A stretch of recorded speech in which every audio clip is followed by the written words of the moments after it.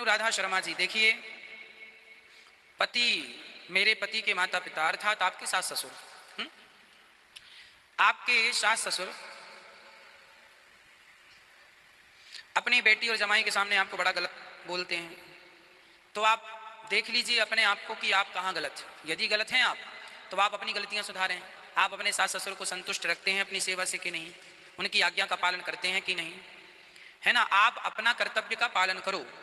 अब सास ससुर, आपकी सास, आपका ससुर आप पर क्या व्यवहार करता है आपके साथ, अच्छा या बुरा, उसका कर्मदंड वो भोगेंगे। आपके घर में आपके सास ससुर हैं तो शास्त्रों में लिखा है बड़ों की आप सेवा करें।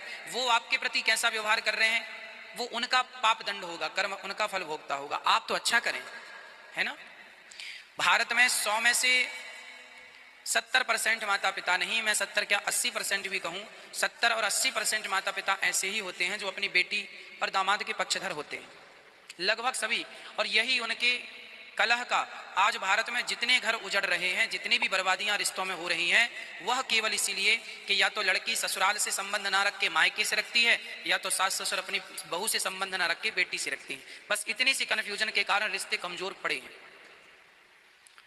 यदि सास ससुर अपनी बहू से अच्छे रिश्ते रखें, क्योंकि बेटी काम नहीं आएगी, बुरे वक्त में तो तुरंत में बेटी नहीं बहू ही काम आएगी, तो सास ससुर को अपनी बहू और अपने बेटे से अच्छे संबंध रखने चाहिए। यदि वो कुछ गलतियां करते हैं तो भी उसे भूल जाना चाहिए, और गलत रास्ते पर हैं तो सही रास्ते में आप लाइए। आप ही गलती करेंगे बड़े होकर तो फिर अपेक्षाएं किससे होंगी। घर का मुखिया ही गलत निर्णय करने लग जाए तो फिर बच्चों की क्या गलती है इसमें। हर बार बच्चे गलत नहीं होते, कई बार बड़े बुजुर्गों का भी निर्णय गलत होता है,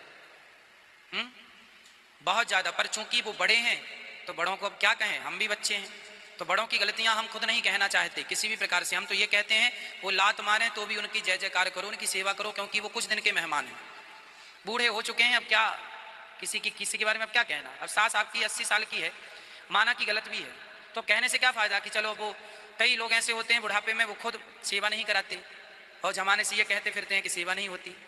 कई बार बच्चे गलत होते हैं तो कई बार बुजुर्ग गलत होते हैं। जो जहां गलत है वो अपनी गलतियां सुधारें और अपने रिश्तों को ठीक करें, हम ये चाहते हैं। हम गलत हैं तो हम अपनी गलतियां सुधारें, आप गलत हैं तो आप अपनी गलतियां सुधारें, और रिश्तों को बहुत मधुरता से आगे बढ़ाएं, है ना, अच्छे ढंग से आगे बढ़ाएं। इसी में हम सबका कल्याण है, भलाई है। परिवार में सब प्यार मोहब्बत होती है ना, तो घर में रहने में अच्छा लगता है, घर स्वर्ग सा लगता है। वो लड़ाई झगड़ा हो तो उस घर में ना रहने में बिल्कुल जी नहीं लगता, वो घर खाने को दौड़ता है, परेशान करता है, अशांति का वातावरण होता है। फिर व्यक्ति उस घर में, आप नेगेटिविटी, चारों तरफ नेगेटिविटी है, उस घर में आप रहने लगेंगे ना तो सचमुच कोई पागल हो जाता है उस घर में। कर्तव्य है कि आप अपने घर को पॉजिटिव रखें, कीर्तन भजन अच्छे, हंसते, सब हंसते रहो, मुस्कुराते रहो, खिलखिलाते रहो, इससे घर सुंदर लगता है। घर टाइल पत्थर से सुंदर नहीं होता, घर में रहने वाले सदस्य यदि प्यार मोहब्बत हंसी खुशी से हैं तो वो घर अच्छा है। और आपके घर में सोने जड़े हैं, चांदी जड़ी है और आप लोग बड़े परेशान हैं, तो उसका अर्थ क्या है।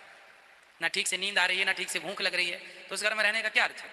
इसलिए घास की झोपड़ी हो और सब परिवार के सदस्यों में मोहब्बत हो, प्रेम हो, यही सबसे बड़ा धन होता है।